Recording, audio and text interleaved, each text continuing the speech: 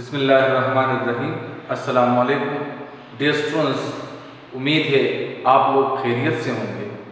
Online classes जो हम ले रहे हैं सेकेंड ईयर केमिस्ट्री में से चैप्टर नंबर 16 का एक टॉपिक आज हम डिस्कस करेंगे जिसका नाम है reactions of alkenes. Reactions of alkenes से रिलेटेड काफ़ी सारे शॉर्ट क्वेश्चंस और लॉन्ग क्वेश्चंस आ सकते हैं बोर्ड के पेपर्स में, जो at the end of the lecture हम डिस्कस करेंगे कि किस नोयत के या किस कॉन्सेप्ट के लिहाज से हम उसको सॉल्व करेंगे। और इसके साथ साथ इसी टॉपिक से मतलब रिएक्शंस ऑफ अल्कीन में से कुछ रिएक्शंस ऐसे हैं कि जिससे पिछले साल 2019 में मेडिकल के पेपर में भी एमसीक्यूज आया है और इंजीनियरिंग के पेपर में भी एमसीक्यूज आया है, जो हम बाद में डिस्कस करेंगे।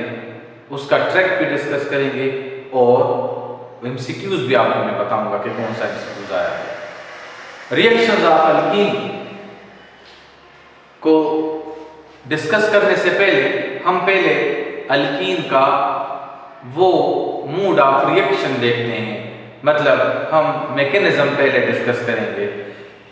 बाज़ औक़ात पेपर में क्वेश्चन आ जाता है, write the halogenation of alkene along with mechanism, या what is the mechanism of alkene which undergoes halogenation, chlorination या हाइड्रोजिनेशन या हाइड्रोहेलोजिनेशन। डिफरेंट तरह की रिएक्शंस है, वो हम डिस्कस करेंगे इसके बाद। प्यारे बच्चों, मैकेनिज्म क्या चीज है? मैकेनिज्म तरीकेकार को कहा जाता है, मतलब स्टेप वाइज रिप्रेजेंटेशन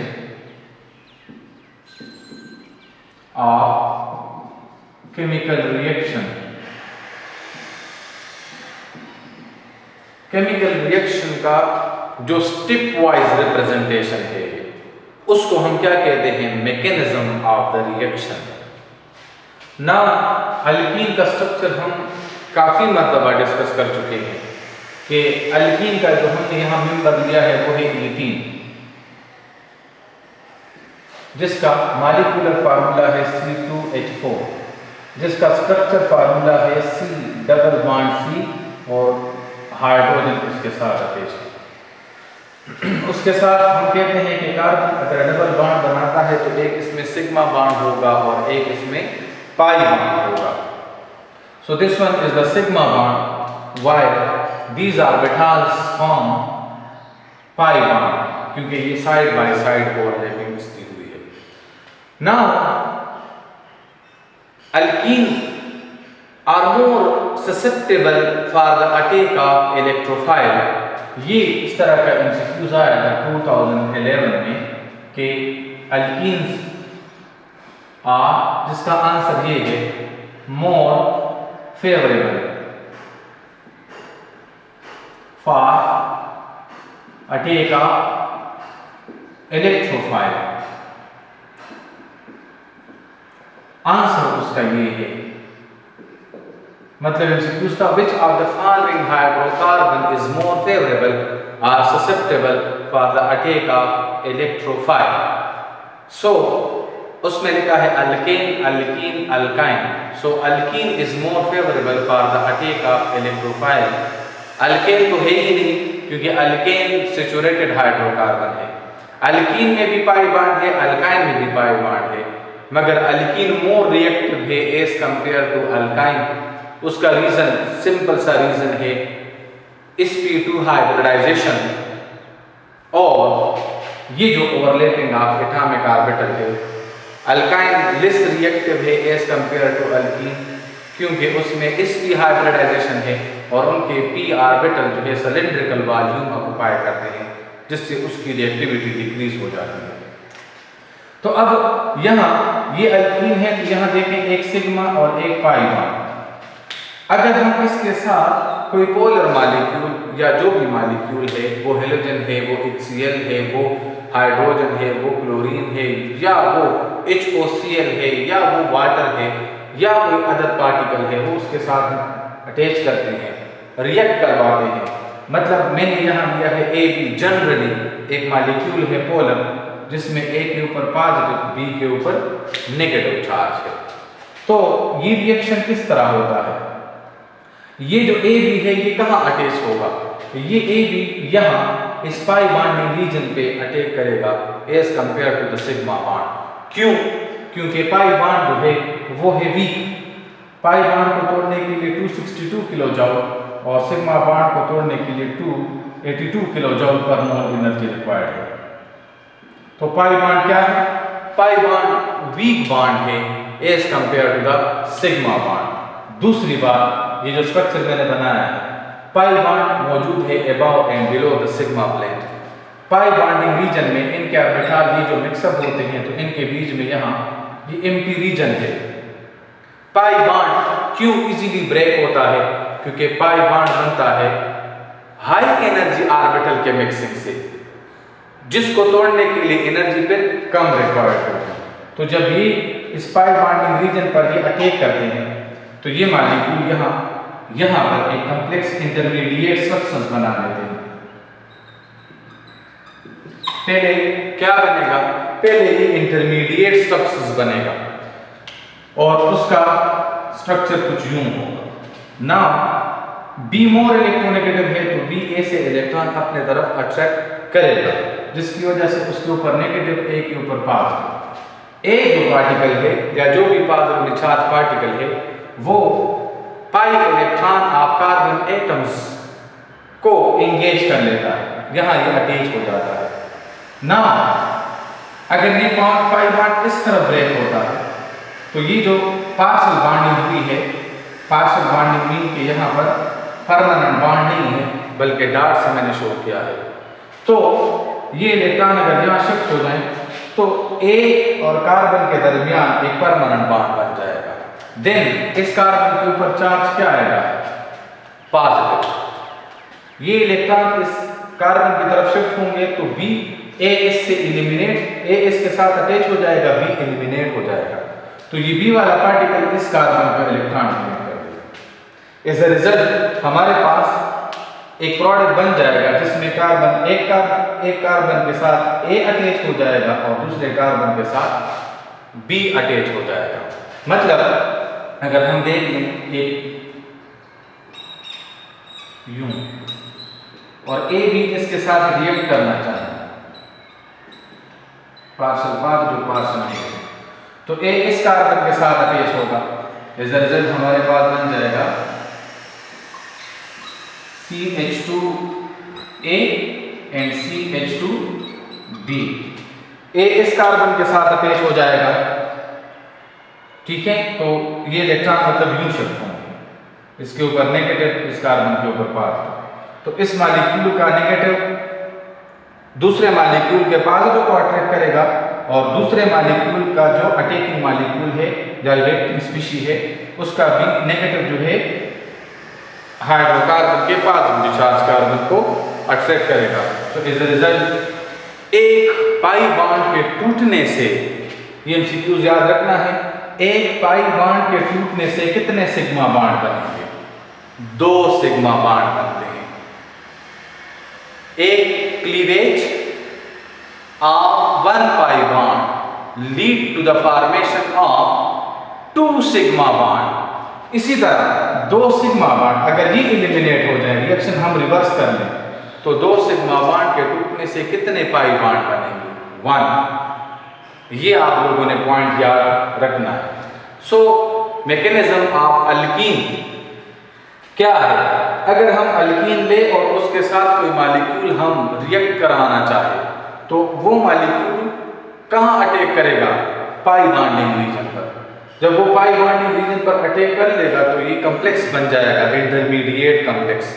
फिर यहाँ पर रीअरेंजमेंट होगा, पाई इलेक्ट्रॉन जो पार्शियली शेयर हुए हैं वो एक पार्टिकल जो पॉजिटिव चार्ज पार्टिकल है उसकी तरफ शिफ्ट हो जाएंगे, तो कार्बन के ऊपर पॉजिटिव चार्ज आएगा। कार्बन के ऊपर जब पॉजिटिव चार्ज आएगा तो उसी मॉलिक्यूल का नेगेटिवली चार्ज पार्टिकल उस कार्बन को इलेक्ट्रॉन डोनेट करके हमें ये कॉम्प्लेक्स दे देगा, ये एक कंपाउंड दे देगा। अब यहाँ ये अनसैचुरेटेड से क्या बन जाएगा? कार्बन कार्बन के दरमियान सिग्मा बॉन्ड रह जाएगा, तो ये अनसैचुरेटेड से सैचुरेटेड कंपाउंड में कन्वर्ट हो जाएगा। अब it depend upon the attacking molecule. अब क्या है, it may be HCl, it may be water, it may be chlorine, it may be bromine, it may be iodine, it may be hydrogen, it may be hypochlorous acid, it may be ozone, it may be oxygen, it may be catalytic oxidation। Now, अब हम जाते हैं यही mechanism, इसके through हम other reactions of alkyne discuss करते हैं। Reactions of alkyne, अगर आप लोग देख लें ये स्केच जो है, स्केच में हमने रिएक्शंस ऑफ अल्कीन को अब पढ़ना है। प्यारे बच्चों, ये जो स्केच है ये हमारे बुक के पेज नंबर 132 से लेकर 136 तक रिएक्शंस है। तो आप लोगों की आसानी के लिए मैंने ये स्केच बनाया है। मतलब अल्कीन के डिफरेंट रिएक्शन हैं। Number 1 hydrogenation, number 2 hydrohalogenation, number 3 hydration, number 4 halogenation, number 5 halohydration, number 6 epoxidation, number 8 ozonolysis and number 9 polymerization. My dear students, alkene अगर हाइड्रोजनेशन करते हैं, hydrogenation means addition of hydrogen. Hydrogenation का मतलब क्या है? Addition of hydrogen. Now अगर हम देख लें एडिशन ऑफ हाइड्रोजन, तो अल्कीन जब हाइड्रोजन के साथ रिएक्ट करता है, मतलब whenever alkene undergoes addition reaction, then it will give saturated compound. What does it mean? It means that the bond between carbon-carbon atom, that is pi bond, is broken down, and it will lead to the formation of such kind of compound. That may be alkane, there may be dichloroalkane, there may be alkyl halide, there may be aldehyde, there may be ketone. अब first of all hydrogenation, तो बेटा hydrogenation mean addition of hydrogen. Hydrogenation के लिए क्या condition required है? Hydrogenation के लिए हम कौन सा कैटलिस्ट यूज करते हैं? Nickel. Nickel is use as a catalyst for hydrogenation. Nickel के लिए जो टेम्परेचर के कंडीशंस हैं, मतलब जो कंडीशन इसके लिए रिक्वायर्ड है, that is 200 to 250 degree centigrade. मतलब अगर निकल हम यूज करते हैं for hydrogenation, then we kept the temperature in between this range. अगर CH2 है, मतलब C2H4 है, इसके साथ हम हाइड्रोजन ऐड करते हैं in the presence of nickel and temperature, we will get C2H6। जिस तरह के यहाँ E3 से क्या बना है? E3 से बन गया है ईथेन।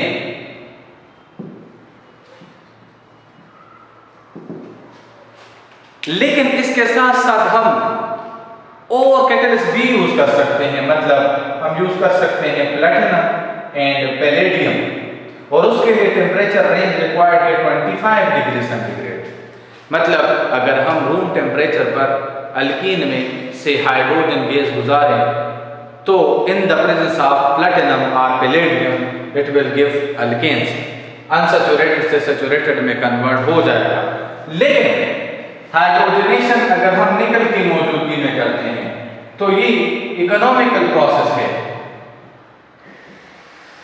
हाइड्रोजनेशन अगर हम निकल की मौजूदगी में करते हैं, so it is economical process, मतलब इसके ऊपर खर्च कम आएगा। क्यों? क्योंकि निकल क्या है? Nickel is अनएक्सपेंसिव।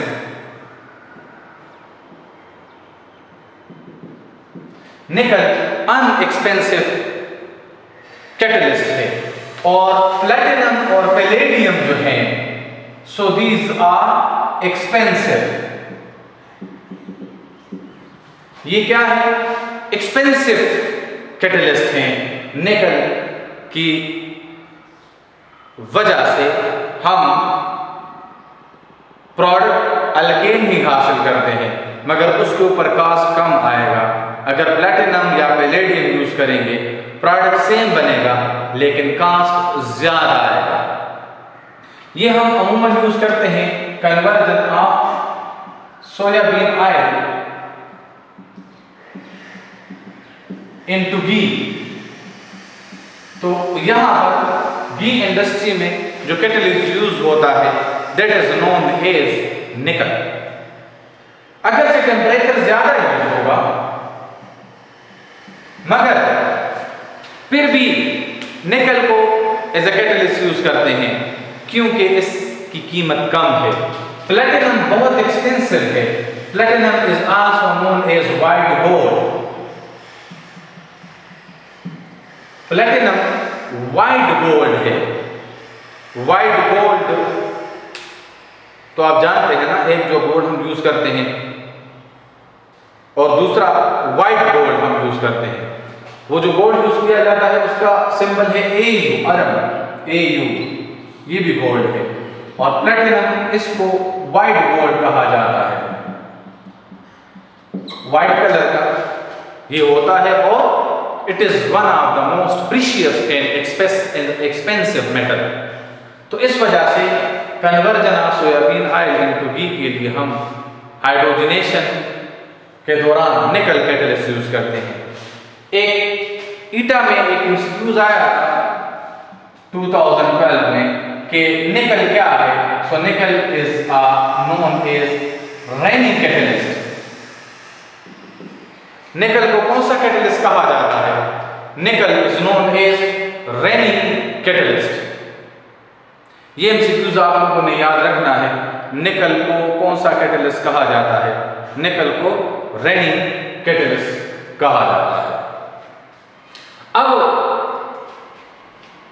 ईटा के पॉइंट ऑफ व्यू से हमें एक पॉइंट क्लियर हो गया कि हाइड्रोजनेशन ऑफ अल्केन के लिए हम कौन सा कैटलिस्ट यूज करते हैं जो इंडस्ट्रियल वाइज बेनिफिशियल हो, दैट इज निकल।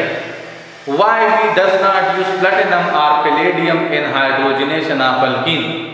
तो वो हम इसलिए यूज नहीं करते क्योंकि प्लैटिनम और पैलेडियम बहुत ज्यादा एक्सपेंसिव है। हाँ, अगर हम देख लें तो निकल की मौजूदगी में टेम्परेचर ज्यादा रिक्वायर्ड होगा। प्लैटिनम और पैलेडियम के लिए टेम्परेचर या हीट कंटेंट कम रिक्वायर्ड होंगे। दूसरी बात, यहाँ बोर्ड के पेपर में अगर आ जाए right the method of preparation of alkane, तो अगर आप प्रीवियस लेक्चर देख लें, अपना बुक देख लें, तो हमारे बुक में अल्केन की प्रिपरेशन नहीं है मगर हम अल्केन को प्रिपेयर कर सकते हैं इस मेथड से। तो हाइड्रोजनेशन ऑफ अल्केन के लिए हम यूज कर सकते हैं, हाइड्रोजनेशन ऑफ अल्कीन से हम अल्केन प्रिपेयर कर सकते हैं। इसके साथ आगे हम पढ़ेंगे हाइड्रोजनेशन ऑफ अल्काइन से भी हम अल्केन प्रिपेयर कर सकते हैं। इसके साथ चैप्टर नंबर 19 में दो रिएक्शन है, वोल्फकिशनर रिडक्शन एंड क्लेमेंसन रिडक्शन, उसके जरिए भी हम अल्केन प्रिपेयर कर सकते हैं। तो ये था कंसेप्ट ऑफ हाइड्रोजनेशन। इसके बाद नेक्स्ट लेक्चर में हम पढ़ेंगे अदर रिएक्शंस ऑफ अल्कीन। पहले हमने हाइड्रोजनेशन ऑफ अल्कीन पढ़ा है, इसके बाद हम अदर रिएक्शन ऑफ अल्कीन पढ़ेंगे जिससे हम अदर वेरियस प्रोडक्ट हासिल कर सकते हैं।